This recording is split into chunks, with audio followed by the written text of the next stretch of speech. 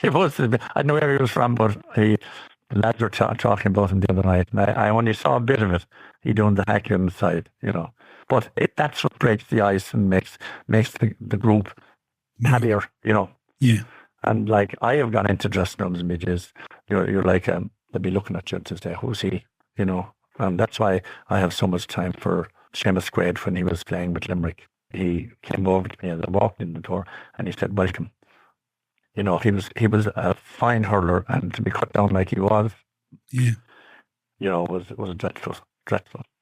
When you look back yourself now at the 21-year-old Eamonn Cregan, are you amazed? I know you're modest and you won't say blah, blah, blah, but you look back, are you amazed at your own achievements? Did you surpass expectations in yourself, or did you have a plan, or it just worked out? No, I always believed I was going to win in All-Ireland.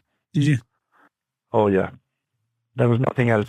I was going to win in All-Ireland, full stop, and nothing was going to stop me. And then, as I said, you only can go so far yourself. Yeah. But there are always the individuals around you.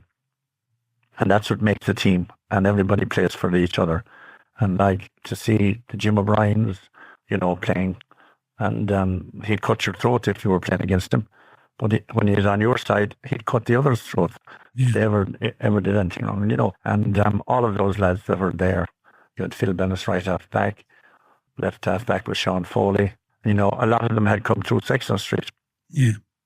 And gone through the Harty Cup and all that. But I always felt that if we had the right team and the right people in charge, we would win something, because some of the things that went on, and like the example was the 4 players that were doing the county training, and one of the 5 that were there, one was the trainer, and there were 4 of us there. That was my first memory of Limerick going training outside in the Gaelic grounds. And it was very negative because I had been with Sexton Street and we had trained at least twice a week. And we had Brother Burke and Jim Hennessy, and they knew their hurling. Brother Burke was Tipperary man, Jim Hennessy was Waterford, still alive, and a Mount Sion man at that. And they helped us achieve, what we did, what we got. It was one of the saddest moments, in a way, that your father wasn't around in 73 when you won. Yeah. Well, you see, when we came back in 73 on the train, we came and we stopped in Castleconnell. And we got off the train in Castleconnell. Now, we didn't go into Limerick Station. We got off in Castleconnell and we got up on top of this high bus. And the bus drove in and the crowd were behind. And by the time we got into Artis Quay and around that area, down by the library, the cars were 4 abreast on the road behind us. Yeah. Nobody could go to Dublin. You just couldn't go. Your road was blocked. And then I came down through Castletroy, and that was one of the sad moments of it. Mm. And even now when I think about it, it's still there in my memory. And my mother was there, sisters, and Michael was up in front with the lads. I was down the back with Bernie Hartigan, and we were just watching and looking at the crowds behind. We couldn't get over it because there was such a crowd. I couldn't, And then the square there, down there by the end of Patrick Street, there's a big square there, and that's where we stopped and introduced to the crowd.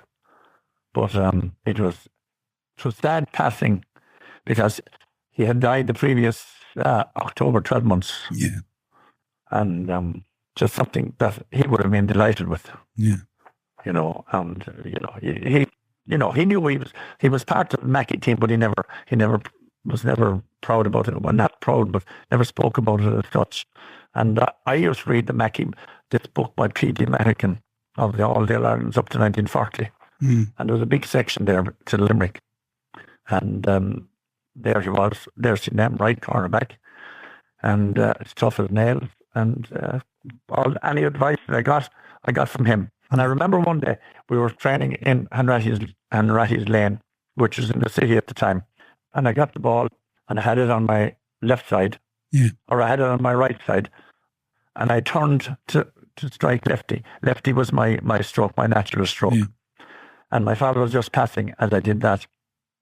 And all he said, "Have you no right side?" That's all he said. There's I only kept going. fathers can do. That's all he said. Yeah. You know, right side. Yeah. Basically, what I was doing was, he said, was, if you have no right side, you shouldn't be turning. Learn how to do it. And I knew straight away what he meant. Yeah. And from there on in, I started practicing my right side, and my left side would have been, as I said, my best side.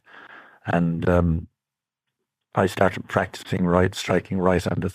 Michael was ambidextrous. He was able to hit left and right, and he used to change the grips, which my father used to like it all, you know. your grip is your grip, and don't be changed that. Don't be changing. But he then stopped going to matches, you see. But he did say something to me. He stopped as well, didn't he? He stopped He going did. to me. There's two of you. Yeah, two of us. Like, Yeah. but he did say to me, and it took me a long time to understand what he meant. When did you learn to play on the ground? Mm. Was one particular question he asked me. And I was saying, but I've always known how to play the ball on the ground. I thought he was striking the ball on the ground. Yeah. But that wasn't what he was talking about at all. It was about me being on the ground when I should be standing up fighting for the ball. I spent a lot of time on the ground.